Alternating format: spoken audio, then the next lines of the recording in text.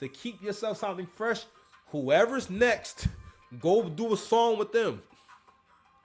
On Blueprint 3, who's on Blueprint 3? Mad goats. Like all the young nigga goats was on Blueprint. Not all, but I'm just saying you had Cole on there.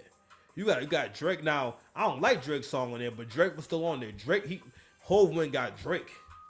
Alright. And Kid Cudi. I feel like he had someone else.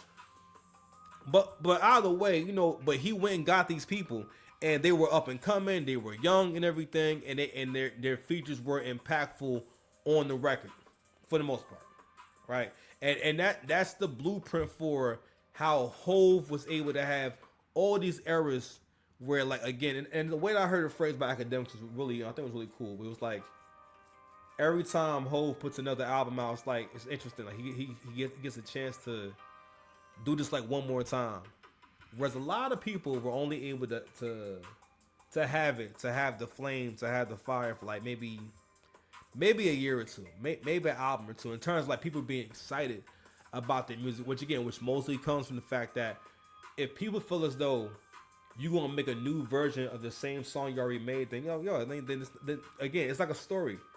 They don't need to know what's gonna happen. Like if you create a track record of I'm gonna make the same songs over and over again. Like even with how I'm creating right now, I'm conscious of the fact of like, yo, I need to make an effort to make all these songs sound very different. Somewhat cohesive and make them all sound different so a person never feels like, yo, you only do these kind of records. The idea is that no, I do music, my nigga. So anyway, back to the Drake apology tour, right? This is why it's so important to not be too invested in what no one has to say about you. And I don't mean, hey, you ain't washed up in 3 days and you stinking, and someone says, hey, Johnny, your armpits. If you want to come around me like that, keep your arms down. All right? Almost passed out when you waved at me. You know what I mean? You did one of these, and I said, oh, one of those. You know what I mean? What's going on, man? It's small. It's small. We need to be thinking big. Right. You niggas with me. Okay. I agree with man. I'm gonna go ahead and play this clip and everything. Of Ross, basically just saying some this was a bullshit, honestly. Cause like, it was his version of saying, yeah, hey, bro, I got mad love for you and all that, End of the night, I said. Because what really happened is this. French Montana is another frequent collaborator of Drake. They got a lot of records. Matter of fact, what's funny is I think Ross got the most Drake features, y'all. Hold on a second. Or the most Drake collabs, y'all. How many records does Drake have with French Montana? I think it's like 3. And French Montana have collaborated on at least 3 to 4 major official tracks, so including hits like Pop That and No Stylist. Some sources suggest there are more songs, but these are the most well-known collaborations. Are there any other collaborations outside of these 4 high-profile ones?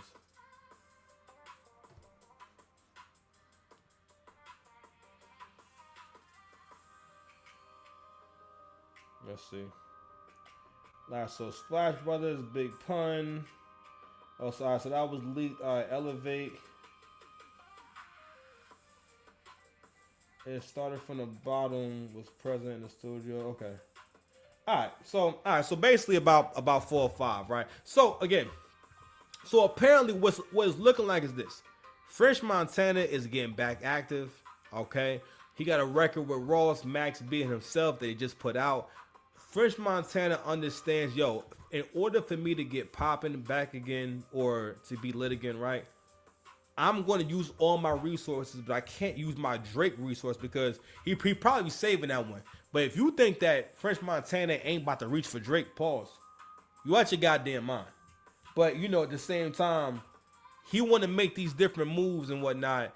And I guess, French had to go, go have some he had to build with all the Saudi princes, all the sheiks and whatnot. He got married to that rich girl with the oil, I think. And he kind of just been ghost, bro.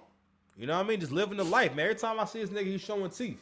You feel me? You know what I mean? Just showing teeth. You know what I mean? Like, Chill for what? Who is this nigga? man. That's how I feel listening to this, man. Like, I want to respect you, but I mean, Niggas always gotta show they teeth. know what I mean? Niggas always My gotta bad. He been showing teeth, right? So, but a part of the wave is that he's like, all right, well, boom. French probably trying to do a record with all of them, bro. He trying to get them all together. Because for the most part, what I realized the other day, right? I'm listening to this old French record. I think French Montana he performed, what's it called? He performed Shot Caller at the Verses. That's another thing too. So French Montana also did the Verses with Rick Ross, right? So when he's doing that record, right, that's an old record. But at that time, what French was showing was that French began, like on the low, French was like a little bit ahead of his time in terms of like him being a New York person, right? And his understanding of making music that got motion. Cause I was listening to this album with him and Max B, which I really enjoy. I really enjoyed that shit. Like that shit brought me back to like what's supposed to be like when you hear mixtape and you enjoyed the mixtape. Like I really was bumping that joint. Like it had good like mixtape replayability. You understand? So French is trying to get his motion all the way back up. So his name back in the headlines again, right?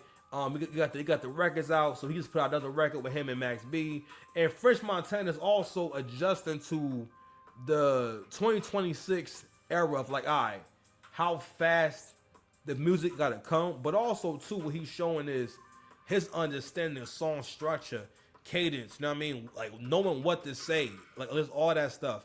But even when you hear Shot Call, you can still hear, okay, I'm hearing how good French is. I always thought French was good, but I'm hearing like, wow, you know, like French got like mad records with motion. But anyway, I'm gonna let this play for a little bit, you know what I mean? We won't let Rick Ross bullshit. Rather than saying, yo, listen, bro, I ain't mean for things to go this far and whatnot. I was being a hating ass old head. I kind of just wanted to kick you when you was down. Don't ever think that people around you don't want to kick you when you down, my boy. Don't be naive, yo. Don't ever let niggas like play with you. That's why you gotta always like keep it a stack with niggas and set the tone and make sure that, yo, when they see you keeping it real, it makes them gotta keep it real. They gotta be honest. That's why honesty is important. Because when you're around someone, right, and you make them feel like it's okay for them to be a little punk, it's okay for them to be disrespectful. Once you make them feel like that, right, it's like you co-signing bad behavior. And for the most part, this is the cancer that Kendrick Lamar spread upon the industry. This is another way in which it hurt the game. It didn't help the game for Drake and Rick Ross to beef. They had Rick Ross kind of, for the most part, putting a stand on his own legacy, because history is going to look back on this and say Rick Ross was beating a hating ass old head. But in the moment, Ross was getting caught up in the moment. If you've never been popping and you never experienced, yo, a lot of times your older dudes will be jealous of you. Especially if they ever had any kind of emotion, right? They will actually act jealous of you and be jealous of you. A lot of people don't know that shit, right? Or understand it, right? So,